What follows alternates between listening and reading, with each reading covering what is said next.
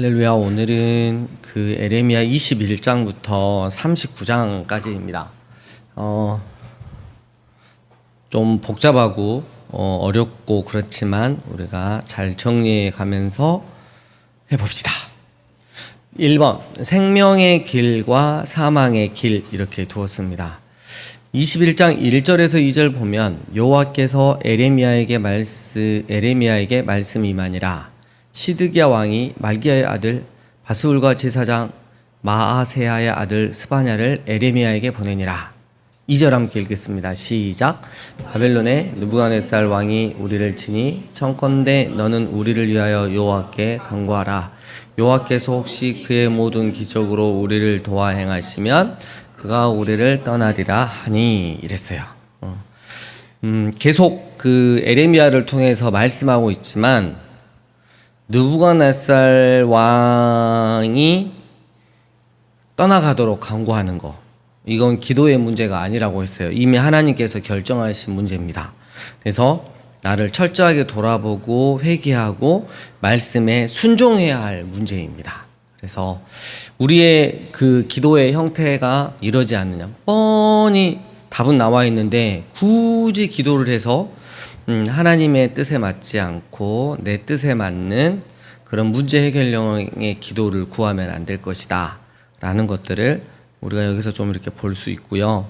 그리고 이제 8절에 보면 여호와께서 말씀하시기를 보라 내가 너희 앞에 생명의 길과 사망의 길을 두었다.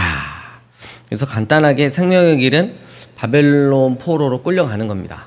거기서 하나님의 해초리 달게 받고 하나님의 백성 다음으로 다시 세워져 가는 거죠. 사망의 길은 하나님의 뜻이 이러함에도 불구하고 굳이 내 뜻대로 내 마음대로 하나님을 의지하는 게 아니라 저 세상 애굽을 의지하면서 살아간다면 그것은 사망의 길이라고 말씀을 하고 있는 거죠. 우리 성경 말씀을 보면 우리 종교의 우리 기독교의 특징이라고 할까요? 선택의 자유가 있어요. 네. 우리 하나님은 인격적이셔서 되게 선택의 자유를 주십니다. 마치 저 아담과 하와가 그랬듯이 내가 선택의 자유를 누리면서 할 수 있습니다. 대신 말씀은 정확합니다. 선택에 대한 결과도 네가 지는 거다고. 그래서 선택의 자유를 주고 그에 따른 결과도 반드시 지게 하는 게 말씀이다라는 거. 그래서 말씀들이 계속 이렇게 나오고 있는데 24장 잠깐만 제가 넘어가서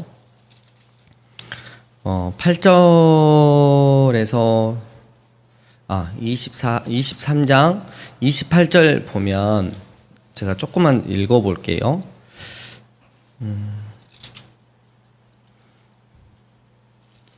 오케이. 24장 8절에서 10절입니다. 제가 잘못 읽었습니다. 굉장히 뭘 많이 적어놔가지고. 자, 여호와께서 이와 같이 말씀하시니라. 24장 8절. 내가 유다의 왕 시드기야와 그 고관들과 예루살렘의 남은 자로서 이 땅에 남아있는 자와 애굽 땅에 사는 자들을 나빠서 먹을 수 없는 이 나쁜 무화과 같이 버리되 세상 모든 나라 가운데 흩어져 그들에게 환난을 당하게 할 것이며 또 그들에게 내가 쫓아보낼 모든 곳에서 부끄러움을 당하게 하며 말거리가 되게 하며 조롱과 저주를 받게 할 것이며 하면서 쭉쭉쭉 나오잖아요. 선택에 대한 결과도 반드시 책임을 져야 한다는 거. 이게 나오고요. 이스라엘에 대한 하나님의 판단이 나와요. 22장 21절 왔다 갔다. 22장 21절 보면 충격입니다. 하나님이 이스라엘을 어떻게 평가를 하고 있냐면 네가 편할 때 내가 내게 말하였으나 네 말이 나를 듣지 아니하리라 하였나니 네가 언제부터? 어려서부터 내 목소리를 청종하지 않음이 네 습관이라고. 하나님 말씀에 끄떡하면 거여가는 게 네가 어렸을 때부터 지금까지 네 습관이라고. 우리가 하나님 앞에 이런 말씀을 드리면 안 됩니다. 그죠? 너는 습관처럼 말씀을 듣지 않는 자다. 하나님의 말씀을 청종하지 않는다다. 정말 충격이죠. 또 하나 23장 28절부터 제가 좀 읽어볼게요. 여호와의 말씀이니라. 꿈을 꾼 선지자는 꿈을 말할 것이요 내 말을 받는 자는 성실함으로 내 말을 받을 것이라. 겨가 어찌 알곡과 같겠느냐. 여호와의 말씀이니라. 내 말이 불같지 아니하냐. 바위를 쳐서 부스러뜨리는 방망이 같지 아니하냐. 여호와의 말씀이니라. 그러므로 내가 너로 서로 내 말을 도둑질하는 선지자들을 내가 치리라. 이러면서 33절 함께 읽어볼까요? 시작.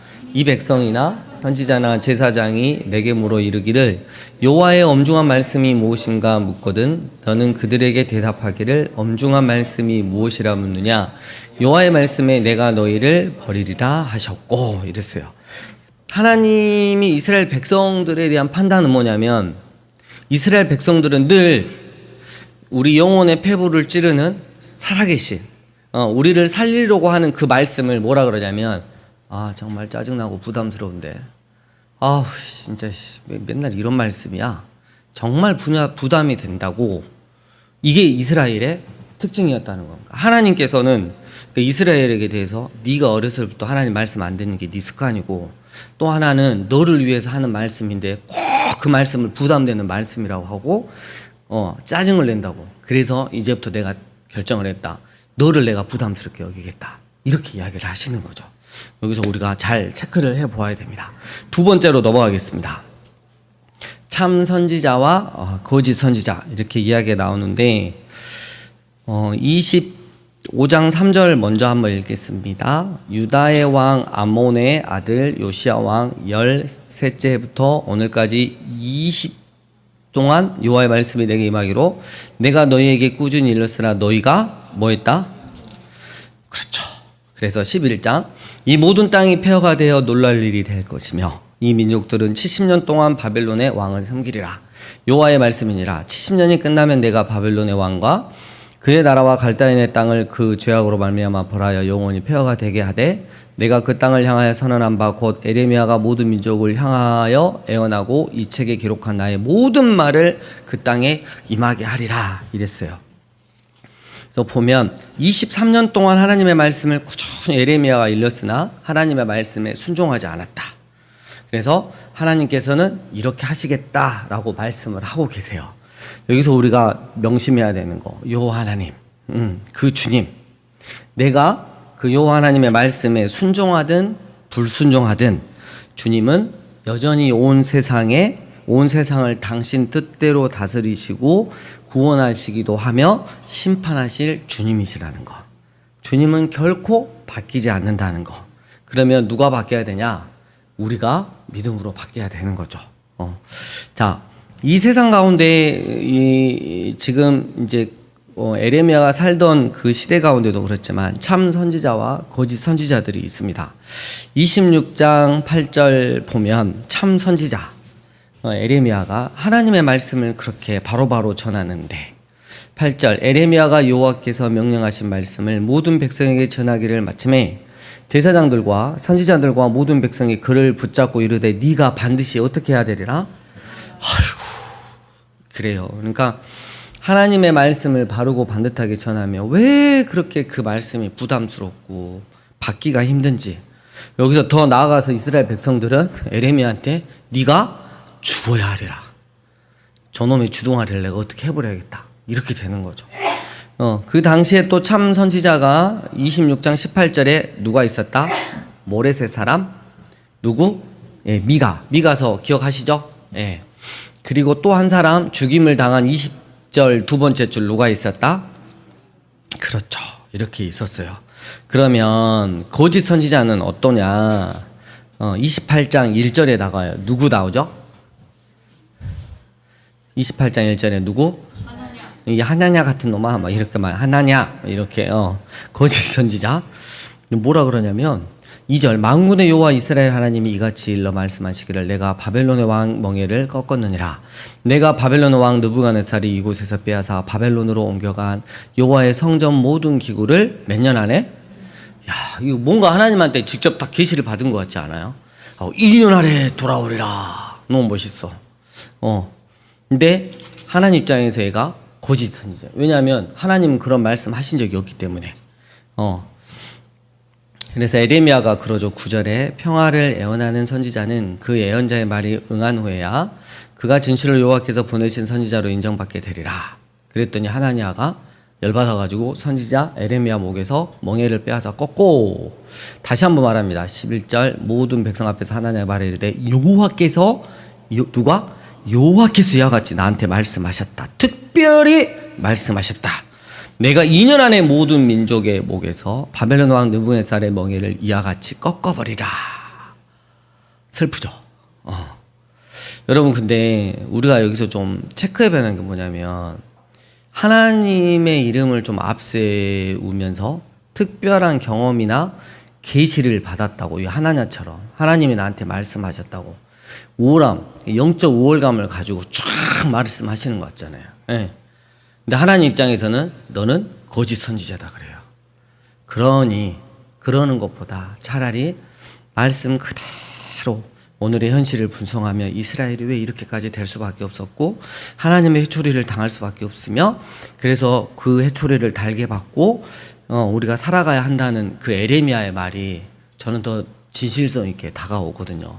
근데 우리는 흔히 내가 듣고 싶은 이야기 플러스 상대방이 영적으로 막 계시나 막 이런 것들이 하나님이 내게 말씀하셨다, 계시하셨다, 2년 안에 돌아오리라 막 이렇게 하면 뭔가 더 위로 올라가는 것 같은, 나의 욕구랑 충족이 돼서, 나의 욕심과 충족이 돼서 그렇게 되면 어떻게 되느냐?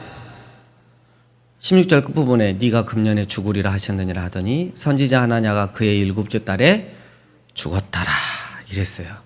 그래서 그 결말이 너무 비참합니다. 네, 여기까지 하고 그 다음에 3번으로 넘어가겠습니다. 일방적인 새 언약입니다. 29장을 보면 그 에레미야가 바벨론 포로로 끌려간 포로들에게 편지를 쓰거든요. 예, 편지를 쓰는데 내용이 그 4절, 5절 너희는 집을 짓고 거기서 살며 텃밭을 만들고 그 열매를 먹어라. 아내를 맞이하여 자녀를 낳고 너희 아들이 아내를 맞이하여 너희 딸이 남편을 맞아 그들로 자녀를 낳게 하여 너희가 거기에서 번성하고 줄어들지 않게 하라. 그 성읍을 위해서 평안함으로 또 기도해라. 막 이러면서 10절 여호와께서 이와 같이 말씀하시니라. 바벨론에서 70년이 차면 내가 너희를 돌보고 나의 선한 말을 너희에게 성취하여 너희를 이곳으로 돌아오게 할 것이라. 여호와의 말씀이니라.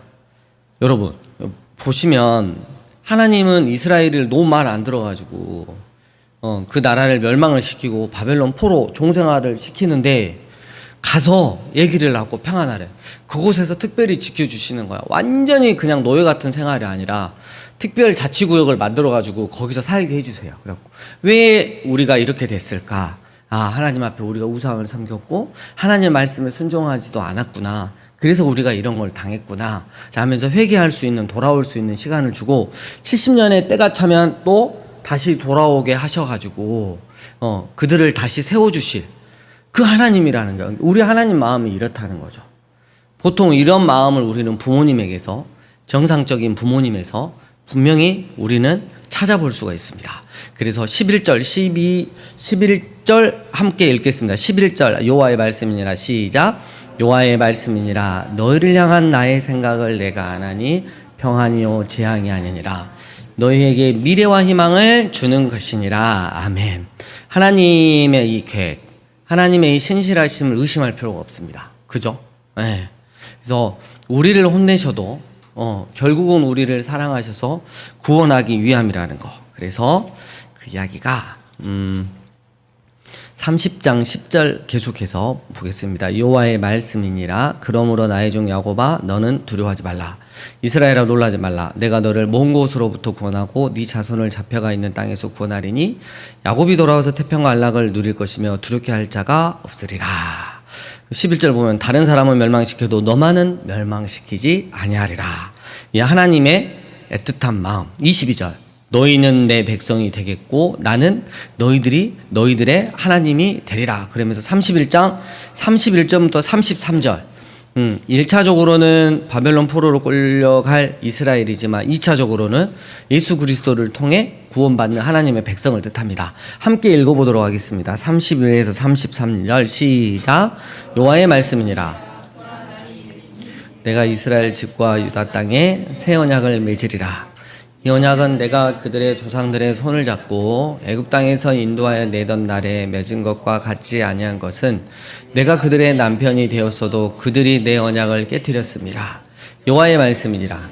그러나 그날 후에 내가 이스라엘 집과 맺을 언약은 이러하니 곧 내가 나의 법을 그들의 속에 두며 그들의 마음에 기록하여 나는 그들의 하나님이 되고 그들은 내 백성이 될 것이라. 여호와의 말씀. 오직 하나님의 주권과 은혜대로. 그리고 우리 시대로 해석을 해보면 31절 새 언약, 십자가 언약. 그래서 하나님 수준의 부흥이 나왔어요. 교회가 막 인원수가 착착착착착착착착착 차고 넘치는 게 아니라 아무리 적은 수가 모였어도 그들 마음에 하나님의 말씀이 있고 그 말씀이 그들의 마음판에 새겨져 있어서 그 말씀에 순종하고 사는 이게 바로 하나님 수준의 부흥입니다. 그 부흥에 참여하는 우리들이 되어야 할 것입니다. 네. 그리고 이제 네 번째로 넘어가겠습니다. 그릇된 행동에 대한 심판의 말씀인데요. 쫙 넘어가서 많은데, 네. 34장으로 넘어가겠습니다. 에레미야가 말을 꽤 했더라고요. 너무 말을 많이 했어. 그래서 이제 34장하고 36장은 연대기적 순서가 아니에요. 37에서 44는 연대기적 순서인데, 그래서 좀 보면 한 덩어리로 이렇게 보면 되는데, 2절에 시드기야 왕이 나오죠? 그죠? 그리고 36장 1절에 여호야김이 나와요. 그래서 뭐냐면, 요 사람들이, 요 시드기야 왕과 여호야김이 잘못된 행동을 하죠. 거기에 따른 하나님의 심판의 말씀이 있어요. 그래서 34장을 읽어보면 그게 이제 쭉 나오죠. 그래서 특별히 이제 34장 8절 보면 시드기야 왕이 그 노예를 자유롭게 하고 다시는 종을 삼지 말자 이렇게 해가지고 시행을 했는데 어느 순간 안 되겠다. 다시 노예로 삼자. 또 이래가지고 못된 짓을 좀 했던 게 있고요. 예, 그리고 이제 36장에 보면 여호야김은 뭐냐면 여러분 에레미야를 쓴 사람이 누구죠? 서기관 4절에 나옵니다. 예, 바룩이잖아요. 근데 써가지고 이제 낭독을 했잖아요. 낭독을 하고 사람들이 놀래고 충격받고 이렇게 하다가 여호야김까지 들어갔어요. 그래서 보면 이게 지금 36장 22절에 보면 이제 여호야김 앞에서 이 에레미야서를 낭독을 합니다. 그때는 9째 달이라 왕이 겨울 궁전에 앉았고 그 앞에는 불 피운 화로가 있더라. 여우디가 선호적을 낭독하면 왕이 면도칼로 그것을 연하여 베어 화롯불에 던져서 두루마리를 모두 태웠더라. 충격이죠. 예. 그래서 하나님께서 이런 시드기야 여호야김에 대한 심판의 말씀들이 적어져 있는 건데, 특별히 뭘 비교를 하냐면 35장에 보면 2절에 어떤 족속이 나오죠? 예, 레갑 사람들이 나오는데 에레미야가 그 사람들을 싹 불렀어요. 그래가지고 쉽게 말하면 요즘 표현으로 하면 뭘 줬다? 술을 줬어요. 포도주를 주고 마시라! 이랬는데 레갑 사람들이 그 이야기를 해요. 우리의 6절에 보면 손조 요나답이 있는데 영원히 포도주를 마시지 말고요. 7절에 집도 짓지 말고 파종도 하지 말고 포도원을 소유하지 말고 너희는 평생 동안 장막에 살아라. 그리하면 너희가 머물러 사는 땅에서 너희 생명이 길리라 했으므로 우리가 이 조상의 조상 요나답 선조의 말을 우리는 지켜야겠습니다. 때문에 우리는 마시지 못하겠습니다. 이렇게. 그래서 에레미야가 봐라. 레갑 족속은 자기 선조가 말했다고 목숨을 걸고 안 먹는데 너희는 뭐냐? 살아계신 하나님이 말씀을 하셨는데도 아주 귀뚱도도 안 듣고 너희 마음대로 살았지 않냐. 그래서 너희에게 뭐가 있을 수밖에 없다? 심판이 있을 수밖에 없다. 우리는 늘 이게 보면 알겠지만 심판 뒤에 하나님의 그 가슴 아픈 사랑과 회복이 있다는 거 우리가 또 기억할 수 있고요. 그 다음에 이제 5번째로 넘어갑니다. 예루살렘의 멸망입니다. 37장으로 넘어갑니다. 37장. 그래서 이제 예루살렘 멸망 후의 이야기들이 이렇게 쭉 나오게 되는데 3절에 시드기야 왕이 또 선지자 에레미야에게 청했어. 너는 우리를 위하여 우리 하나님 여호와께 뭐해라? 왜냐하면 상황이 그렇게 됐어. 5절에 바로의 군대가 애굽에서 다음에 예루살렘에 여사왔던 갈대아인이 그 소문을 듣고 예루살렘에서 어떻게 했다? 오! 그래서 우리가 바빌론에 멸망 안 당한 거 아니야? 그래서 이때다 싶어서 에레미야를 불러서 뭘 시켰다? 기도를 시켰어. 우리가 보면 진짜 짜증나죠. 진짜 짜증나. 근데 여러분, 우리의 모습들이 이러한 거. 언제든지 내가 기도하면 하나님은 들어주셔야 할 것 같은, 여러분, 그게 아니고 우리가 자꾸 그러잖아요. 기도는 내 뜻을 아뢰는 거, 그 하나님 이방인들이 구하는 거라고. 알아서 준다고, 그거는. 근데 뭐 하는 거? 하나님의 뜻을 받드는. 그래서 그리고 나서 하나님, 정말 제가 이게 너무 힘든데, 이거 아닌데, 근데 하나님의 말씀이, 하나님 저에게 이런 마음을 주니까 그래도 순종하겠습니다 하고 결단하면서 일어나는 게 기도의 자리라 그랬어요. 그죠? 네. 그리고 이제 쭉 이렇게 37장 보면 에레미야는 뭐 항상 그 바른 말을 했잖아요. 그래서 대가가 뭐였냐면 16절, 에레미야가 뚜껑 쓰인 운동에 들어간 지 진흙 구덩이에 들어가서 제대로 쉬지도 못하고 말 실수도 없는 그런 이상한 감옥 같은 데서 계속 있는 거죠. 그래서 38장 보면 구덩이에 이렇게 갇혔고, 38장 7절에 그 네시 구스인 이방인인 에벳 멜렉만이 에레미야를 불쌍히 여기서 왕에게 가서 이야기를 하고 건져 주었죠. 그죠? 그런 이야기들이 이렇게 쭉 나오고요. 38장 28절 에레미야가 예루살렘이 함락되는 날까지 감옥들에 머물렀더라. 39장 1절 유다의 시드기야 왕의 제9년 열째 달에 바벨론의 느부갓네살 왕과 그의 모든 군대가 와서 예루살렘을 에워싸고 치더니 시드기야의 제11년 넷째 달 아홉째 날 586년 4월 9일에 성이 어떻게 됐다? 함락되더라. 하나님의 말씀대로 그대로 이루어졌습니다. 그래서 그 39장까지 이렇게 보면서 여러분 보시면 알겠지만 모든 것은 내 뜻대로 된다? 아니면 지금은 내 뜻대로 되는 것 같아요. 왜냐하면 사단도 충분히 우리한테 그런 능력을 줄 수 있거든. 근데 결국 모든 것은 하나님의 뜻대로, 하나님의 말씀대로 된다는 거예요. 그 말씀의 역사에 구원의 사람, 믿음의 사람, 순종의 사람으로 기록될 것인가, 아니면 불순종의 사람, 즉 심판받을 자로 기록될 것인가, 그것은 여전히 자유가 있는 나의 선택이다. 이렇게 기억하시면서 39장까지 이번 주 이렇게 또 읽으시면서 많은 또 주님과 교제의 시간을 가지셨으면 좋겠습니다. 할렐루야. 네.